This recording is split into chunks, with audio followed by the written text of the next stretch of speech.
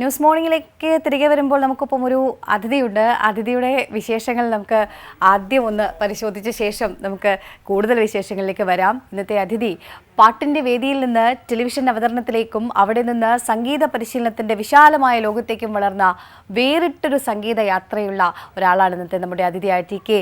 സജിത. ചെറുപ്പം മുതൽ സംഗീത മത്സരങ്ങളിലൂടെ ശ്രദ്ധേയയായ സജിത കാലിക്കറ്റ് സർവകലാശാലയിൽ സംഗീതത്തിൽ ബിരുദവും പാലക്കാട് ഗവൺമെൻറ് കോളേജിൽ ചിറ്റൂരിൽ നിന്ന് സംഗീതത്തിൽ ബിരുദാനന്തര ബിരുദവും നേടി. റാങ്കോടെയായിരുന്നു ബിരുദ പഠനം. ആകാശവാണി കോഴിക്കോട് നിലയത്തിലെ ലളിത സംഗീത കലാകാരിയായും സജിത പ്രവർത്തിച്ചിട്ടുണ്ട്. ഇന്ന് ലോകം മുഴുവൻ പന്തലിച്ച് കിടക്കുന്ന ശിഷ്യ സമ്പത്ത് കൊണ്ട് അനുഗ്രഹീതയാണ് സജിത. പ്രമുഖ ചാനലുകളിൽ നടന്ന പല റിയാലിറ്റി ഷോകളുടെയും ആദ്യകാല അവതാരകരിൽ ഒരാളായിരുന്ന സജിത ഇപ്പോൾ സ്വന്തമായി സംഗീത പ്രൊജക്ടുകൾ ചെയ്തും ശ്രദ്ധേയായിക്കൊണ്ടിരിക്കുന്നു. സജിതയെ സ്വാഗതം ചെയ്യുന്നു ന്യൂസ് മോർണിംഗിലേക്ക്. Good morning. Good morning. ഈ പറഞ്ഞതുപോലെ ഒരുപാട് മുഖം കണ്ട് പരിചയം ഉണ്ടാവും എല്ലാവർക്കും അല്ലേ? ആദ്യകാല റിയാലിറ്റി ഷോകളിലൊക്കെ അവതരിപ്പിച്ച ആളായിരുന്നു. സംഗീതം ചെറുപ്പത്തിൽ തന്നെ ഒരു വഴിയായി തിരഞ്ഞെടുക്കാൻ എന്താണ് പ്രചോദനമായത്? അതായത് സ്റ്റേജ് ഷോകളിലൊക്കെ ചെയ്തിട്ടുണ്ട്, പക്ഷേ അതൊരു കരിയറായിട്ട് എടുക്കാനൊക്കെയുള്ള സാഹചര്യം അതിൽ ഏറ്റവും എൻ്റെ അച്ഛൻ്റെ വലിയൊരു ആഗ്രഹമാണ്.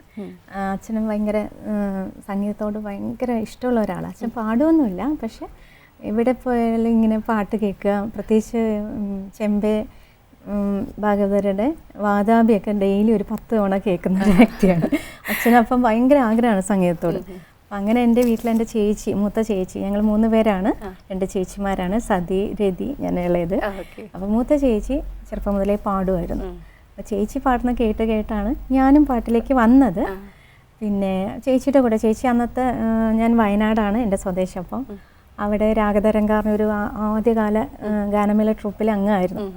ചേച്ചി അവിടെ മെയിൻ സിംഗറായിട്ട്, ഫീമെയിൽ സിംഗറായിട്ട്, അപ്പോൾ ഞാനൊരു കൊച്ച് കൂടെ. അപ്പം അങ്ങനെ ചേച്ചിയുടെ കൂടെ പോയി അങ്ങനെ ആ ഒരു ഇതിലേക്ക് വന്നു. പിന്നീട് കലോത്സവങ്ങളിലും ഒക്കെ സജീവമായി. പിന്നീട് എനിക്ക് തന്നെ തോന്നി എന്തായാലും എൻ്റെ ഒരു ഫ്യൂച്ചർ എന്ന് പറയുന്നത് മ്യൂസിക് തന്നെയാണ്. അങ്ങനെയാണ് ഞാൻ പാലക്കാട് ചിറ്റൂർ മ്യൂസിക് എടുത്ത് പഠിക്കാനുള്ള ഒരു സാഹചര്യമൊക്കെ ഉണ്ടായത്. എനിക്ക് തോന്നുന്നു ബിരുദത്തിലാണ്, റാങ്കോട് കൂടിയാണ് അല്ലേ ഡിഗ്രി ചെയ്തത്. അതിനുശേഷം PG പാലക്കാടായിരുന്നു ചെയ്തിട്ടുണ്ട്. രണ്ടും പാലക്കാട് തന്നെ, രണ്ടും കാലിക്കറ്റ് യൂണിവേഴ്സിറ്റിയാണ്. അപ്പോൾ റാങ്കോട് കൂടെ പാസ്സായ ഒരാളാണ് അല്ലേ? അതിനുശേഷം ഇതൊരു കരിയറായി തിരഞ്ഞെടുക്കുന്നതിൽ ഈ പഠനകാലം, തീർച്ചയായും. കാരണം ഞാൻ അവിടെ പ്രീ ഡിഗ്രി തുടങ്ങി PG വരെ ചിറ്റൂർ ഗവൺമെൻറ് കോളേജിലായിരുന്നു. മ്യൂസിക് തന്നെയാണ്. അത് പ്രീ ഡിഗ്രി മുതൽ തന്നെ അവിടെ മ്യൂസിക്കിൻ്റെ ഓപ്ഷനിൽ ഉണ്ട്. അപ്പോൾ അവിടെ ഞാൻ ചെന്ന സമയത്ത് തന്നെ, പ്രീ ഡിഗ്രിക്ക് ചെന്നപ്പോൾ തന്നെ അവിടുത്തെ PGയിലുള്ള സ്റ്റുഡൻസിൻ്റെ കൂടെ, അതായത് ആ സമയത്ത് അവിടെ ഒത്തിരി സെലിബ്രിറ്റീസ് ഉണ്ടായിരുന്നു. ഇന്നത്തെ പ്ലേബാക്ക് സിംഗേഴ്സൊക്കെ ഉള്ള കാലമാണ്. അപ്പോൾ അവരുടെ ഗ്രൂപ്പ് സോങ്, അത് ചിറ്റൂർ കോളേജിൻ്റെ ഒരു പിന്നെ എന്താ പറയുക, എല്ലാ വർഷവും യൂണിവേഴ്സിറ്റിയിൽ അവരാണ് സംഘഗാനത്തിന് ഫസ്റ്റ് കിട്ടുക.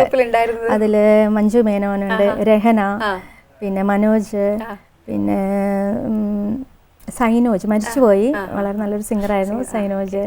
പിന്നെ നമ്മുടെ ശ്രീരാമേട്ടൻ, അങ്ങനെയൊക്കെ വിജു, പിന്നെ വിജു ചേട്ടൻ വയലിൻ ഒക്കെ വലിയ ആൾക്കാരായിരുന്നു. അപ്പോൾ ഈ ഒരു ടീമിലേക്ക് ഞാൻ ചെന്ന വർഷം തന്നെ എന്നെ സെലക്ട് ചെയ്തു. ഞാൻ പ്രീ ഡിഗ്രി ആയിട്ടേ ഉള്ളൂ. അപ്പോൾ തന്നെ എനിക്ക് ഇവരുടെ ആ ഒരു ഗ്രൂപ്പിൽ, അപ്പോൾ ഞങ്ങൾക്ക് ഏറ്റവും കൂടുതൽ ഇങ്ങനത്തെ പ്രോഗ്രാംസിനൊക്കെ മേൽനോട്ടം തന്ന ST ശശിധരൻ എന്ന് പറഞ്ഞ ഞങ്ങളുടെ പ്രൊഫസറാണ്. സാർ ഇപ്പോഴും അതെ ഭയങ്കരമായിട്ട് സപ്പോർട്ട് ചെയ്യുന്നൊരു സാറാണ്. അപ്പോൾ ചെന്ന ഉടനെ തന്നെ സാറ് ഓഡീഷനൊക്കെ എല്ലാവരും ഇങ്ങനെ പഠിച്ചു നോക്കുമല്ലോ. അപ്പോൾ അതിൽ എനിക്ക് അന്ന് മുതൽ കഴിഞ്ഞു പോകുന്നവർ, PG കഴിഞ്ഞു പോകുന്നവർ ആ ഗ്രൂപ്പ് സോങ് ടീമിലും ലളിതഗാനത്തിനും എല്ലാം. അതെ, ഞാൻ PG കഴിയുന്നവരെ ഞാൻ ആ ഒരു ടീമിലുണ്ടായിരുന്നു. എല്ലാ വർഷം ഞങ്ങളാണ് കാലിക്കറ്റ് യൂണിവേഴ്സിറ്റിയിൽ ഫസ്റ്റ് പ്രൈസ് അടിച്ചത്. അത് വളരെ നല്ലൊരു അനുഭവമാണ്.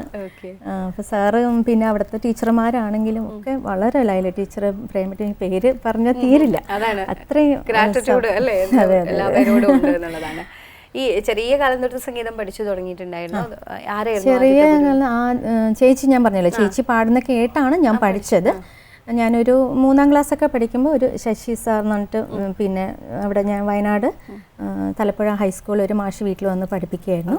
അതിനുശേഷം പിന്നെ 5ാം ക്ലാസ് മുതൽ സിറേക് T സൈമൺ എന്ന് പറഞ്ഞിട്ട് സാറ് വലിയൊരു പ്രശസ്തനായ ഗായകനാണ്, ഇപ്പോഴില്ല. മരിച്ചുപോയി. സാറാണ് എന്നെ ഏറ്റവും കൂടുതൽ ഇതിലേക്ക് ഇങ്ങനെ പൊതു ഇതിൽ പാടാനും സാറ് പ്രോഗ്രാമും കച്ചേരിയൊക്കെ ചെയ്യുന്നത് 2 രീതിയിലും പ്രശസ്തനാണ്. അപ്പോൾ സാറിൻ്റെ കൂടെ പ്രോഗ്രാംസിനും നല്ല നല്ല പ്രോഗ്രാംസിനൊക്കെ സാർ എന്നെ കൊണ്ടുപോകുമായിരുന്നു. യുവജനോത്സവങ്ങൾക്ക് വേണ്ടിയിട്ട് ലളിതഗാനങ്ങളൊക്കെ പഠിപ്പിച്ചു തരുമായിരുന്നു. സാറിൻ്റെ ഒരു ഇതിൽ തന്നെയാണ് ഞാനിങ്ങനെ ഏഷ്യാനെറ്റിലെ വോയിസ് ഓഫ് ദി വീക്കിൻ്റെ അറ്റം വരെ എത്തിയത്. അത് ചോദിക്കാൻ വരികയായിരുന്നു. അതിന് മുമ്പായി നമുക്കൊരു പാട്ട് പാടിക്കൊണ്ട് ഒരു തുടക്കത്തിൽ തന്നെ ഒരു പാട്ടാവട്ടെ.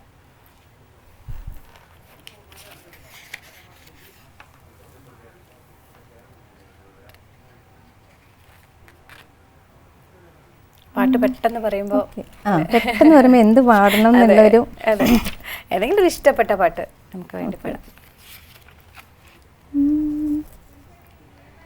വരവർണ്ണമണിയും വസന്തം പ്രിയരാഗം മറന്നേ പോയി അഴകിൻ നിറച്ചാന്തുമായി മഴവില്ലുമകലേ മറഞ്ഞു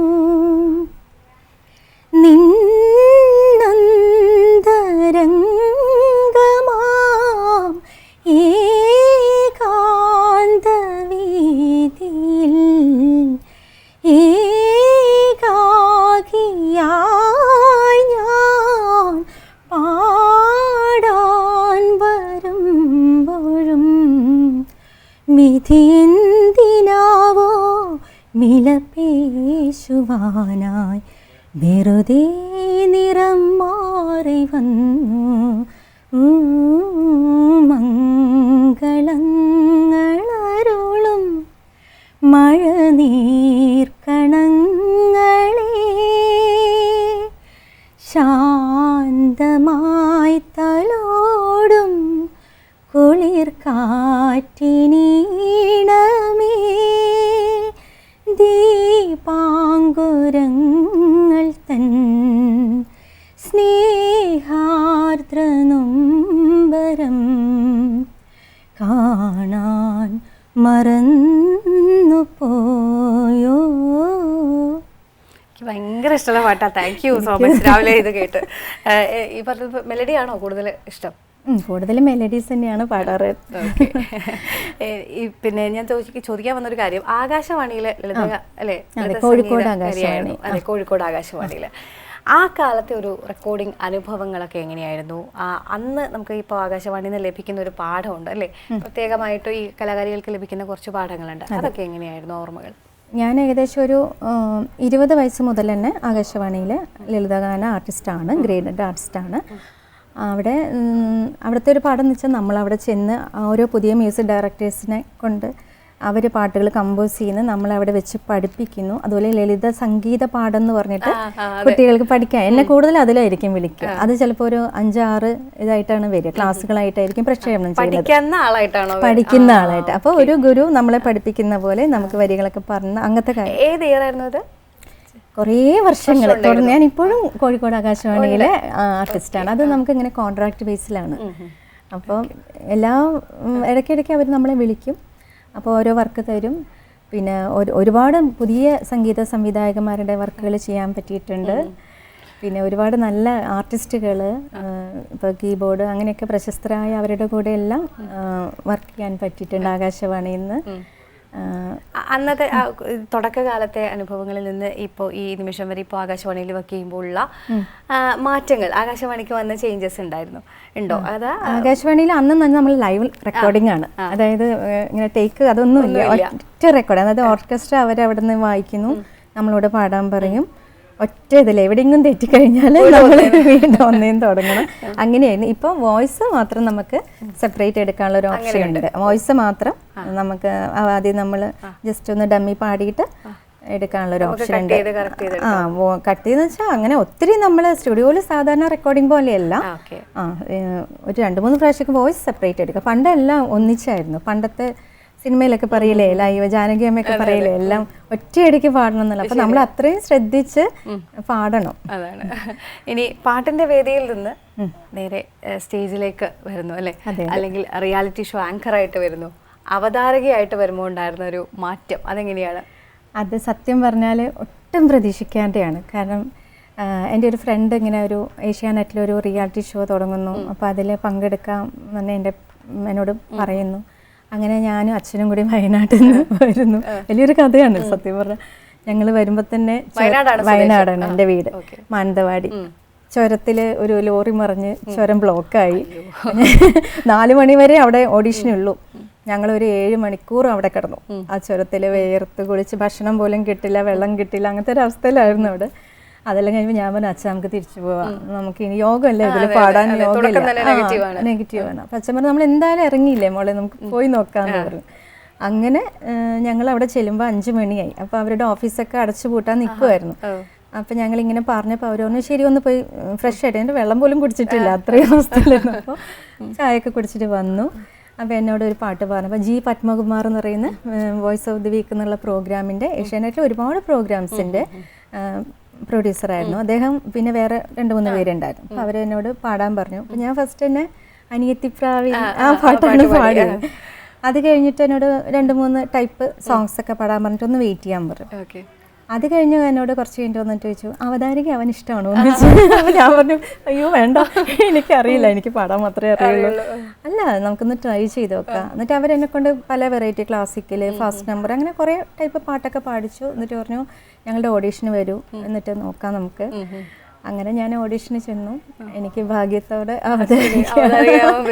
പാട്ട് പാടാൻ പോയി അവതാരകയായി മാറിയല്ലേ? അതെ അതെ. അങ്ങനെ കുറേ കാലത്തോളം ഞാൻ ആ പ്രോഗ്രാമിൻ്റെ അവതാരികയായി.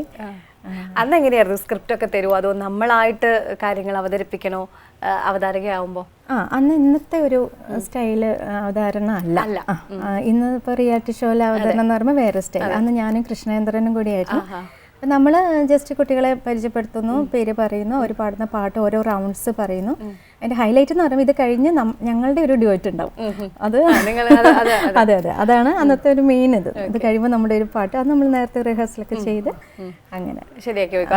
അല്ലാതെ ഓണയർ ഇരുന്നുകൊണ്ടൊരു അല്ല, അങ്ങനത്തെ സ്റ്റൈലല്ല. എൻ്റെ മുന്നേ അത് MG സാറും രാധിക ചേച്ചിയും കൂടി ആയിരുന്നു. അത് കഴിഞ്ഞാണ് ഞങ്ങൾ വരുന്നത്. Second season voice of the week. ആ സമയത്ത് പാടിയ ഏതെങ്കിലും ഒരു പാട്ടൊക്കെ ഓർമ്മയുണ്ടോ? ഏതെങ്കിലും ഒരു പാട്ട്, അല്ലെങ്കിൽ വേണ്ട ഇപ്പോൾ അതില് എന്നെ ഇൻട്രൊഡ്യൂസ് ചെയ്തതും അവര് അനിയത്തിപ്രാവ് എന്ന് പറഞ്ഞിട്ടാ. ഞങ്ങളുടെ അനിയത്തിപ്രാവിനെ എല്ലാവരും സപ്പോർട്ട് ചെയ്യണം. ഞാനന്ന് MA എൻ്റെ റിസൾട്ട് വന്നിട്ടില്ല ആ സമയത്താണ്. അപ്പോൾ അങ്ങനെ ആ പാട്ട് പാടട്ടെ. സ്നേഹമിന്നും പൊന്നൊളിയായി മിഴി ചിമ്മാതെ കാത്തിടുന്നു, ദീപനാളം പ്രാർത്ഥനയാൽ മിഴിച്ചിമ്മാതെ കാത്തിടുന്നു, തമ്മിൽ തുണയാകണം, നെഞ്ചിൽ നിറവാകണം, കണ്ണിൽ കനിവൂറണം, നമ്മളൊന്നാകണം, എങ്കിലകവും പുറവും നിറയും, ഇവളെന്നും തങ്കക്കൂടം, ചിരിപ്പെയ്യുന്ന തുമ്പക്കൂടം, അനിയത്തിപ്രാവിനു പ്രിയരിവർ നൽകും ചെറുതരി സുഖമുള്ള നോവ്, അതിൽ തെരുതെരി ചിരിയുടെ പുലരികൾ നീന്തും മണിമുറ്റമുള്ളൊരു വീട്. ഓക്കെ, അന്നത്തെ കാലത്ത് ഒരു നൊസ്റ്റാൾജിക് സോങ് ഒക്കെ ഇറങ്ങിയ സമയത്ത് ഉള്ള. ഈ റിയാലിറ്റി ഷോകളിലൊക്കെ ആങ്കർ ആയല്ലോ, അപ്പോൾ അത് വ്യക്തിത്വ വികസനത്തിനൊക്കെ വലിയ രീതിയിൽ സഹായിച്ചു കാണില്ലേ? സത്യമായിട്ടും. സംഗീതം കൂടെ കൊണ്ടുപോകുന്നുണ്ട്, പക്ഷെ അതിനോടൊപ്പം തന്നെ വേറൊരു തരത്തിൽ നോക്കുമ്പോൾ സ്വന്തം വ്യക്തിത്വ വികസനത്തിൽ കൂടി അതിൽ എത്രത്തോളം പങ്കുവഹിക്കാൻ കഴിഞ്ഞു? ആ ഒരു ഞാൻ നേരത്തെ മുതൽ ഞാൻ പറഞ്ഞല്ലോ സ്റ്റേജുകളിൽ പാടുമായിരുന്നു, അപ്പോൾ അതിൻ്റെ ഒരു ടെൻഷൻ ഇല്ല. പക്ഷെ ഇത്രയും ലെജൻസിന്റെ കൂടെയൊക്കെ പാടുക എന്ന് പറയുമ്പോൾ അത് നമുക്കൊരു വളരെ നല്ല. ഇപ്പൊ MG സാറിന്റെ കൂടെ ഞാൻ സിംഗേഴ്സ് സോങ്, കുമാർ സാനുവിന്റെ അത് റീസെന്റ് ആണ്. അത് വലിയൊരു അനുഭവമായിരുന്നു കേട്ടോ. അദ്ദേഹത്തിന്റെ കൂടെ ഞാൻ നേരത്തെ വർക്ക് ചെയ്തൊരു London company, online academy, tutors valley എന്ന് പറഞ്ഞാൽ, അപ്പോൾ അതിൻ്റെ ഒരു ആനുവൽ മീറ്റിൽ സാറ് ചീഫ് ഗസ്റ്റ് ആയിട്ട് വന്നിരുന്നു. അപ്പോൾ ഞാനൊരു പ്രെയർ പാടിയപ്പോൾ അദ്ദേഹത്തിന് ഭയങ്കര ഇഷ്ടമായി. അദ്ദേഹം അപ്പോൾ തന്നെ വന്ന് എന്നെ അനുമോദിച്ചു. പിന്നെ അതിൻ്റെ എന്നോട് പറഞ്ഞു ബാസിഗർ ഓ ബാസിഗർ എന്നുള്ള സാറിൻ്റെ പാട്ടാണ്. അപ്പോൾ ഞാൻ ആകെ ടെൻഷൻ അടിച്ച് പേടിച്ചിരിക്കുകയാണ്. അപ്പോൾ അത് ജസ്റ്റ് ട്രാക്ക് ഇടാൻ പറഞ്ഞിട്ട് എന്നോട് പാടാൻ പറഞ്ഞു. എന്നിട്ട് അദ്ദേഹം കൂടെ പാടി. അത് ഞാൻ പണ്ട് ഗാനമേളയ്ക്ക് പാടിയുണ്ട്, എനിക്ക് പെട്ടെന്ന് ഓർമ്മ വന്നായിരുന്നു. അങ്ങനെ അദ്ദേഹത്തിന്റെ കൂടെ അത് പാടാം, അത് വലിയൊരു സന്തോഷം. അതെ. എന്ത് പറഞ്ഞു അദ്ദേഹം പാട്ട് അത് കഴിഞ്ഞു വന്ന് ഹഗ് ചെയ്തു. നല്ലത്. ഒത്തിരി എന്താ പറയാ, എനിക്കറിയില്ല, ഞാനാണെങ്കിൽ ഇങ്ങനെ ടെൻഷൻ അടിച്ച് നിൽക്കുമായിരുന്നു അദ്ദേഹത്തെ പോലെ ഒരാളോട് പാടുക എന്നുള്ളത്. പിന്നെ NG സാറ്, കൃഷ്ണേന്ദ്രൻ, നാദിർഷ, പിന്നെ ബിജു നാരായണൻ, മധു ബാലകൃഷ്ണൻ, ഇവരൊക്കെ കൂടെ ആകാശവാണിയിൽ മധു ഞാനൊക്കെ ഒന്നിച്ച് ഒരുപാട് പാടിയിട്ടുണ്ട്. അങ്ങനെ എല്ലാവരും കൂടെ വർക്ക് ചെയ്യുമ്പം അവരുടെയൊക്കെ ഡെഡിക്കേഷനും അങ്ങനത്തെ കുറേ കാര്യങ്ങൾ നമുക്ക് പഠിക്കാനുണ്ട്. തീർച്ചയായിട്ടും കൂടുതൽ ലെജൻഡറികളായ ആളുകളിൽ നിന്ന് നമുക്ക് ഒരുപാട് പഠിക്കാനുണ്ട്. ഈ കൂടെ നിന്ന് പാടുമ്പോഴേ നമ്മൾ പറയും അഭിനയിക്കുമ്പോൾ ഗിവ് ആൻഡ് ടേക്ക് ആണ് അപ്പുറത്തുള്ള ആളുടെ, അല്ലേ? അതുപോലെയാണല്ലോ അല്ലേ കൂടെ നിന്ന് പാടുന്ന ആളുടെ. അവരുടെ ആ ഒരു ഇത് പാടുമ്പോൾ നമ്മളും ആ ഒരു സ്റ്റാൻഡേർഡിലേക്ക് നമ്മളും കീപ്പ് ചെയ്യണമല്ലോ. അതെ, തീർച്ചയായിട്ടും. ഈ ആദ്യമായിട്ട് വേദിയിൽ ലൈവ് പെർഫോമൻസിന് വേണ്ടിയിട്ട് പാടിയ ഒരു അനുഭവം ഓർമ്മ ഉണ്ടോ? അതും ഒരു കഥയാണ്.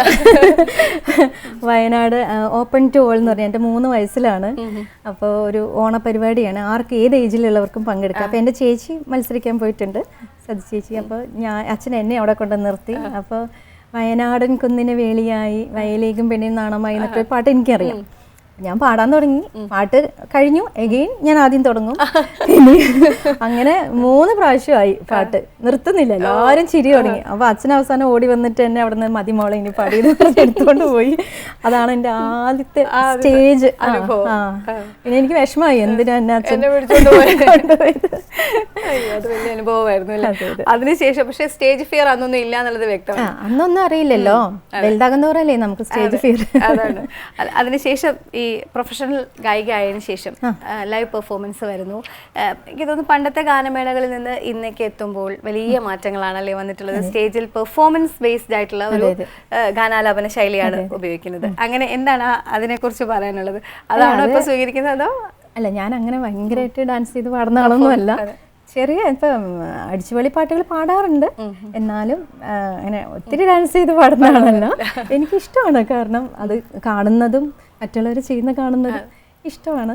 എന്നെ കൊണ്ട് അത്രയും അങ്ങ് ലൈവ് ആവാൻ എനിക്ക് ഒരു അത് വലിയ, എന്നാലും കൂടുതൽ ഞാൻ അപ്പം മെലഡീസ് തന്നെയാണ് ചൂസ് ചെയ്യാറ്. അതിനുശേഷം ഞാൻ എനിക്ക് ചോദിക്കാനുള്ളത്, അധ്യാപനത്തിലേക്ക് വരുന്ന ഒരുപാട് ശിക്ഷ സമ്പത്തുള്ള ആളാണ്, ലോകം മുഴുവൻ വ്യാപിച്ചെടുക്കുകയാണ് അല്ലേ? എങ്ങനെയാണ് ആ അധ്യാപനത്തിലേക്ക് വന്നൊരു? ഞാൻ ജസ്റ്റ് കോവിഡിൻ്റെ ഒക്കെ മുന്നെയാണ് ഓൺലൈനിൽ ജസ്റ്റ് കയറി. കോവിഡ് സമയമായപ്പോൾ അത് കൂടുതലായിട്ടും ആ ഒരു പ്ലാറ്റ്ഫോം നന്നായിട്ട് യൂസ് ചെയ്യേണ്ടി വന്നു. പിന്നെ എനിക്ക് തോന്നുന്നു ഇപ്പൊ നേരിട്ട് പഠിപ്പിക്കുന്നേക്കാളും എനിക്ക് ഇത് തന്നെയാണ്. കാലത്തെല്ലാം ഡയറക്റ്റ് ആയിരുന്നല്ലോ, പക്ഷേ ഓൺലൈനിലൂടെ പക്ഷെ പഠിപ്പിക്കുമ്പോൾ കുറച്ചുകൂടി കുട്ടികളെ മനസ്സിലാക്കാനും. അല്ല, അങ്ങനെ ഒരു പ്രശ്നമില്ല. ഞാനും അങ്ങനെയൊക്കെ ചിന്തിച്ചിരുന്നു ആദ്യം, പക്ഷെ എനിക്ക് ഏറ്റവും ഇപ്പം കൂടുതൽ യൂസ്ഫുൾ ആയിട്ട് തോന്നുന്നത് ഓൺലൈൻ തന്നെയാണ്. നമ്മുടെ കൺവീനിയൻസ്. ഞാനിപ്പോൾ ഗ്രൂപ്പ് സോങ് പോലും ഇപ്പം ഒരു കേളി എന്ന് പറഞ്ഞിട്ട് സ്വിറ്റ്സർലാൻഡിലൊരു യൂറോപ്യൻ കലോത്സവമുണ്ട്, ഭയങ്കര ഇമ്പോർട്ടൻ്റ് ആണ്. യൂറോപ്യൻ കൺട്രീസിൻ്റെ വലിയൊരു കലോത്സവം. ഇപ്പോൾ 2-3 വർഷമായിട്ട് ഞാൻ അവിടുത്തെ ഗ്രൂപ്പ് സോങ് പോലും അവർക്ക് പഠിപ്പിക്കുന്നു, പ്രൈസ് എല്ലാവരും. അത് നമുക്കെല്ലാം ചെയ്യാൻ പറ്റും. അതാണ് ഓൺലൈനിൽ നിന്നുള്ള ഒരു അത് വന്നതിന് ശേഷം അതിലേക്ക് തന്നെ ഏറ്റവും എന്താ വെച്ചാൽ നമ്മുടെ വീട്ടിലിരുന്ന് തന്നെ നമുക്ക് വർക്ക് ചെയ്യാം. അത് ശരിയാണ്. അതോടൊപ്പം സ്വതന്ത്ര സംഗീത സംവിധാനവുമായി അത് ഞാൻ വലിയൊരു ഗ്യാപ്പ് എടുത്തിരുന്നു, കുറച്ച് ആരോഗ്യ പ്രശ്നങ്ങളാലൊക്കെ മ്യൂസിക്കിന്. ഈ ഏഷ്യാനെറ്റിലെ ഇതെല്ലാം കഴിഞ്ഞ് ആ സമയം ഒത്തിരി പ്രോഗ്രാംസ് റെക്കോർഡിങ്സ് കഴിഞ്ഞപ്പോൾ പിന്നെ കുറച്ച് ഹെൽത്ത് ഇഷ്യൂസൊക്കെ വന്നിരുന്നു. അപ്പോൾ അത് കഴിഞ്ഞ് കുറേ കാലം ഞാൻ അതിനൊരു ഗ്യാപ്പ് എടുത്തിരുന്നു. പിന്നെ ഞാൻ ആദ്യമായിട്ടൊരു പാട്ട് കമ്പോസ് ചെയ്തിട്ടാണ് ഈ ഫീൽഡിലേക്ക് വന്നത്. നജീം അർഷാദിൻ്റെ കൂടെ ഒരു പാട്ട്, പിന്നെ കുറേ ഓണപ്പാട്ടുകൾ കുട്ടികൾക്ക് വേണ്ടിയിട്ട്. ഇപ്പം കഴിഞ്ഞ മാസം ഒരു ക്രിസ്ത്യൻ ഡിവോഷനിൽ ചെയ്തിരുന്നു. അങ്ങനെ സ്വന്തമായിട്ട്. അത് ഇപ്പോൾ ഈ പറഞ്ഞ പോലെ മറ്റൊരാളുടെ സംഗീത സംവിധാനത്തിൽ പാടാം, അതെ, പക്ഷേ സ്വന്തം സംഗീത സംവിധാനത്തിൽ ചെയ്യുമ്പോൾ ഉണ്ടാകുന്ന ഒരു പ്രതിസന്ധികൾ, വെല്ലുവിളികൾ അങ്ങനെയൊക്കെ നേരിട്ടിട്ടുണ്ടോ? കാരണം ലെജൻഡറീസിൻ്റെ ഒക്കെ മുമ്പിലാണ് നമ്മൾ അത് അവതരിപ്പിക്കാൻ പോകുന്നത്. അതെ അതെ. അല്ല, അവരുടെ മുന്നിൽ പാടുമ്പോഴാണ് എനിക്ക് ടെൻഷൻ കൂടുതൽ.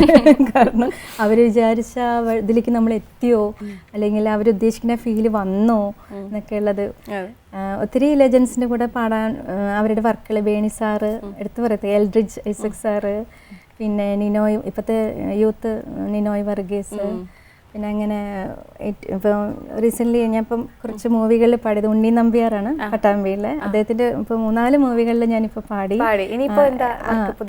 ഇപ്പോൾ അദ്ദേഹത്തിൻ്റെ തന്നെ പുതിയൊരു പ്രിയങ്കരം എന്ന് പറഞ്ഞൊരു ബിബിൻ ജോർജിൻ്റെ ഒരു പാട്ടാണ് ഇനി നെക്സ്റ്റ് പാടാനുള്ളത്. ആദ്യം പാടിയത് ഒരുമ്പെട്ടവൻ എന്നുള്ള മൂവിയാണ്. അങ്ങനെ. നമുക്ക് വേണ്ടി അവസാനമായിട്ടൊരു പാട്ട് കൊണ്ട് നമ്മളെ സമയം കഴിയാറായി. ഓക്കെ.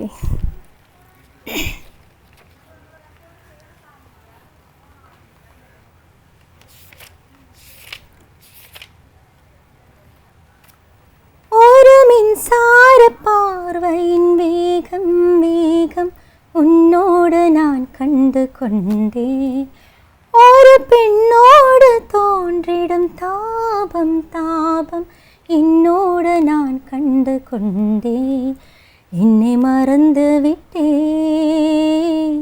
இந்த உலகத்தில் நான் இல்லை நான் இல்லை, என்னை எழுந்து விட்டாய், இந்த மலரிலும் தேனில்லை தேனில்லை, இது கனவா இல்லை நனவா, உன்னை கிள்ளி உண்மை தெளிந்தேன், உன்னை பார்த்தெந்தேன் தாய்மொழி மறந்தே, கண்டாளனே எனது கண்ணை நேற்றோடு காணவில்லை, என் கண்களே பறித்து கொண்டும் ஏன் இன்னும் പേസവില്ലേ.